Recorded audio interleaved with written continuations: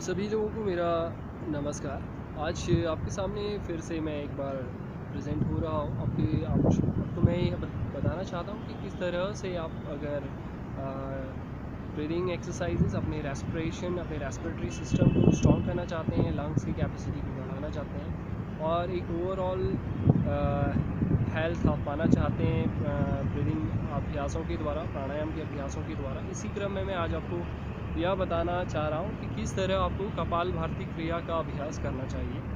कपालभाति क्रिया का जो बेनिफिट है, अगर आप देखेंगे, जैसे इसका नाम है कपालभाति दैट मीन्स कि आपका कपालभाति का कपाल का मतलब होता है कि दिस इज़ योर फोरहेड। आपका जो फोरहेड रीजन है उसको क्लेंजिंग करना, ये बोला जाता है कपालभाति का। अगर आप शाब्दिक अर्थ देखेंगे तो आपके जो माथा है, फोरहेड की शुद्धि कपालभाति क्रिया के द्वारा होती है। इसका कथन यह है कि जो आपका फोरहेड मीन्स, आपको जब आप कपालभाति की क्रिया करते हैं तो आपका जो ध्यान होता है आपके आज्ञा चक्र पर बना रहता है, दोनों भावों के बीचों बीच, या आपके फोरहेड के सेंटर प्लेस की स्थिति आपका बीचों बीच का हिस्सा है आपके माथे का, जहाँ पे आपका त्रिनेत्र मौजूद होता है। त्रिनेत्र आज्ञा चक्र जिसे कहा जाता है यौगिक लैंग्वेज में।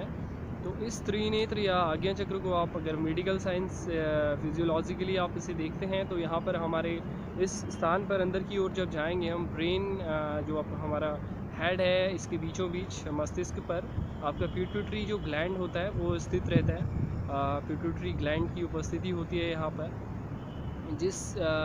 जब हम डीपली इस अभ्यास को करते हैं, आंखें बंद करके अपने आज्ञा चक्र को या पिट्यूटरी ग्लैंड आप कह सकते हैं, त्रिनेत्र को फोकस करते हैं, तो यहाँ पर फोकस करने से आपका जो पिट्यूटरी जो ग्लैंड होता है वो एक्टिवेट हो जाता है, उसकी फंक्शनिंग बढ़ जाती है। जो आपके उसे बढ़ने से आपका आज्ञा चक्र जागृत होता है। आप इसको रिलेट कर सकते हैं अपने आज्ञा चक्र के साथ में। तो इससे होने वाले जो भी एडवांटेजेस होते हैं, जो भी फ़ायदे होते हैं, वो सब आपको मिलेंगे इसके अभ्यास से। और जिस तरह से पिट्यूटरी ग्लैंड का जो फंक्शन है शरीर में, इसे मास्टर ग्लैंड ऑफ बॉडी भी कहा जाता है। एंडोक्राइन ग्लैंड्स जो आपके अंतःस्रावी ग्रंथियाँ होती हैं, इसको आपके सभी जो हार्मोन्स होते हैं उन्हें रेगुलेट करने के लिए इस जो पिट्यूटरी ग्लैंड होता है, इसे मास्टर ग्लैंड्स माना जाता है बॉडी का। जिसके जितना आपका मास्टर ग्लैंड हेल्दी होएगा, जितना स्ट्रॉन्ग होएगा, वो जितना ज़्यादा एक्टिवेट होएगा, तो आपके जो बाकी जो आपके शरीर पर जो हार्मोन्स उपस्थित हैं, जो ग्लैंड्स उपस्थित हैं, वो उतना अच्छा काम करेंगे। तो कैलकुलेट करें ओवरऑल, तो आपके पूरे ओवरऑल हेल्थ के लिए कपालभाति जो क्रिया है काफ़ी बेनिफिशियल है। तो कपालभाति क्रिया का अभ्यास करें, वो अवॉइड करें। उन लोगों को इस अभ्यास को अवॉइड करना चाहिए जिसको कोई सर्जिकल कोई इशू हो, जिसके शरीर पर कोई इंटरनल इंजरी हो, कोई सर्जिकल किसी तरह की कोई सर्जरी हुई हो पास में 3-4 महीने के अंदर इस पीरियड में। तो वो लोग इस अभ्यास को करने से पहले अपने मेडिकल कंसल्टेंट जो है, एक फिटनेस कंसल्टेंट, जो मेडिकल कंसल्टेंट डॉक्टर से आप इसके ऊपर थोड़ा डिस्कस करें। दैन अगर बहुत छोटा सा कोई इशू है, ज़्यादा बड़ा इशू नहीं है, तो you can start your breathing. But before that you have to consult with your fitness और योर फिटनेस एक्सपर्ट और योर मेडिकल पर्सन, जो भी डॉक्टर से आपका कोई ट्रीटमेंट हुआ हो। तो किस तरह से इस कपालभाति क्रिया का अभ्यास हम करेंगे वे मैं आपको दिखा रहा हूँ। जिस तरह आप देख रहे हैं, मैं बैठा हुआ हूँ सुखासन की स्थिति पर। सिंपली किसी भी एक मेडिटेटिव पोस्चर में बैठ जाइए आप। वज्रासन हो सकता है, सुखासन हो सकता है, भद्रासन हो सकता है, पद्मासन हो सकता है, चेयर पर बैठ सकते हैं। कोशिश करें कि पैरों को फोल्ड कर कर बैठें। इससे जो ब्रीदिंग के अभ्यास हैं, आप अपने शरीर पर इनसे ज़्यादा निपुणता पा सकते हैं, ज़्यादा फ़ायदा उठा सकते हैं। तो किसी भी मेडिटेटिव पोस्चर में बैठिए। मैं सुखासन की स्थिति पर बैठा हुआ हूँ। कमर गर्दन को सीधा रखना है आपको अभ्यास के दौरान, लेकिन बिल्कुल टाइट नहीं करना है। ढीला रखकर बैठिए, सहज मुद्रा पर बैठिए। जो लोअर स्पाइन है, कोशिश करिए कि अपनी लोअर स्पाइन, बिल्कुल जो बॉटम आपका लोअर स्पाइन का जो आपका टेल बोन है, वहाँ से सीधे होकर बैठने की कोशिश करिए। उस हिस्से को सीधा रखिए। स्पाइन को कहने का मतलब है कि आपका स्पाइन जितना सीधा होगा उतना अच्छा आपको फ़ायदा होगा ब्रीदिंग एक्सरसाइजेस का। तो कपाल भाती क्रिया के लिए ये पोजीशन रहेगी। मेडिटेटिव पोस्चर में बैठे हैं, सुखासन की स्थिति पर बैठ सकते हैं। दोनों हाथों को या सहज मुद्रा पर रखें, सभी फिंगर्स को लूज़ रखें, ढीले रखें। इस तरह बैक ऑफ योर पाम्स, जो हथेलियाँ हैं पीछे की तरफ की, उन्हें आप अपने घुटनों पर रखिए या दोनों हाथों को ज्ञान मुद्रा पर इस तरह से रखिए। थंब और इंडेक्स फिंगर्स को मिलाकर रखिए इनके टिप्स को, बाकी जो अदर फिंगर्स हैं उन्हें एक साथ रखिए और इस तरह से अपने बैक ऑफ जो आपकी हथेली है, बैक ऑफ योर पाम, उसको अपनी घुटनों के ऊपर व्यवस्थित कर दीजिए। सीधे होकर बैठिए, चेहरे पर एक सहज भाव है, हल्की सी स्माइल रख सकते हैं। शुरू करें आंखें खोलकर अपने अभ्यास को। कुछ स्ट्रोक के बाद, 5-6 स्ट्रोक के बाद आप अपनी आंखों को बंद करें और जैसे मैं कह रहा था कि आप पिट्यूटरी ग्लैंड, जो आपका आज्ञा चक्र है, वहाँ पर अपने ध्यान को व्यवस्थित करते हुए जो नज़ल है आपका नोस्ट्रिल, नज़ल कैविटी, वहाँ से सांस को फोर्सफुली बाहर करने की कोशिश करें। किस तरह करें एक बार मैं आपको दिखा देता हूँ।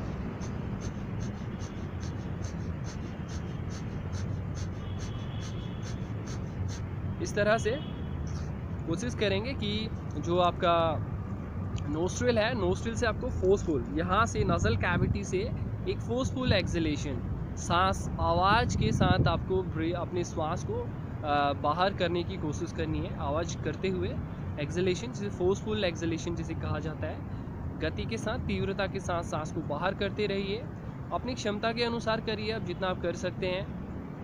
गर्दन को सीधा रखिए, आंखें बंद करेंगे, दोनों आँखों के बीचों बीच आज्ञा चक्र पर ध्यान को बनाएंगे। कुछ रिपीटेशंस के बाद अपनी क्षमता के अनुसार 40, 50, 60, 100 जितनी भी आप स्ट्रोक्स कर सकते हैं। स्ट्रोक्स का मतलब है कि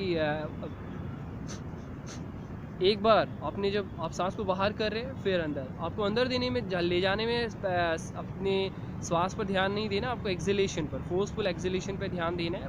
फोर्सफुली सांस को बाहर करना है। तो यह जो अपने एक एक्सलेशन है, बाहर सांस को करना, दिस इज़ कॉल्ड 1 स्ट्रोक। तो ऐसे आप 60, 100, 150, 200 जितना भी आप अपनी कैपेसिटी, आप धीरे धीरे अपने अभ्यास को बढ़ाएं और अपने क्षमता के अनुसार अपने स्ट्रोक्स को बढ़ाएं। कपाल भाती के अपने जो क्रिया है उसके टाइम को बढ़ाकर इस तरह से अभ्यास करें। तो एक 1 मिनट का अभ्यास, 60 स्ट्रोक का अभ्यास कह सकते हैं, मैं आपके सामने करूंगा। आप भी मेरे साथ ज्वाइन कर सकते हैं। किस तरह से कर रहे हैं देख जाएंगे एक बार।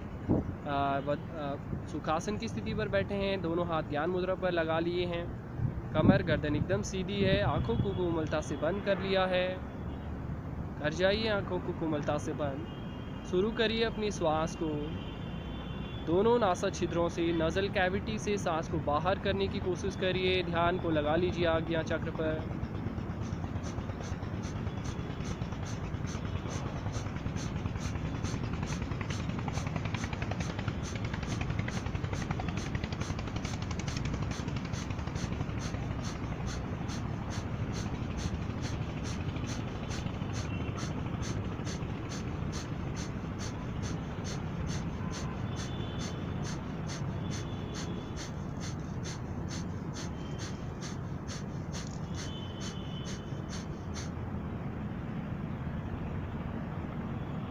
इस तरह अभ्यास करें। जब आप थकें, अपनी जो आपकी श्वास की गति है, जो आपने अभ्यास किया है, उसका जो प्रभाव है आपके शरीर पर, आप जो अपने पूरा जो इंटेस्टाइन है, आपके मूलाधार से लेकर आपका नज़ल कैविटी, आज्ञा चक्र तक, जो उस पर एक संकुचन हो रहा है, जो वाइब्रेशन हो रहा है, उसे महसूस करने की कोशिश करिए और अपने ध्यान को आप अपने आज्ञा चक्र पर बनाइए। डीपली फोकस करिए।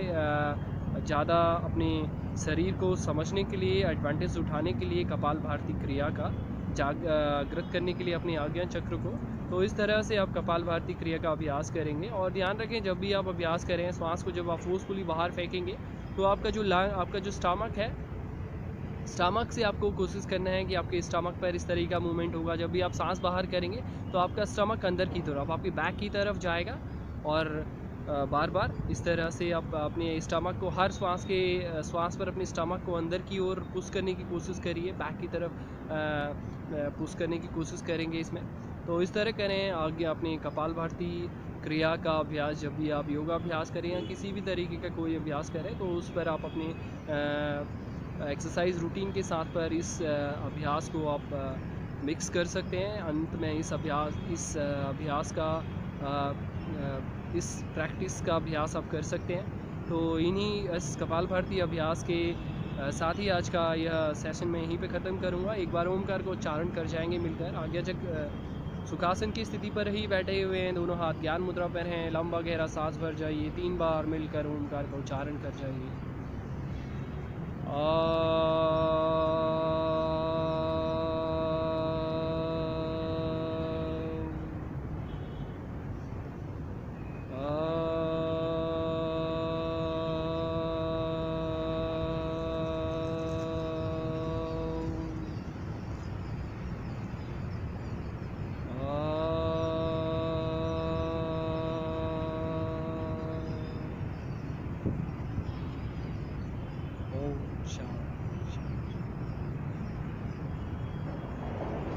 आप सभी को मेरा पुनः नमस्कार।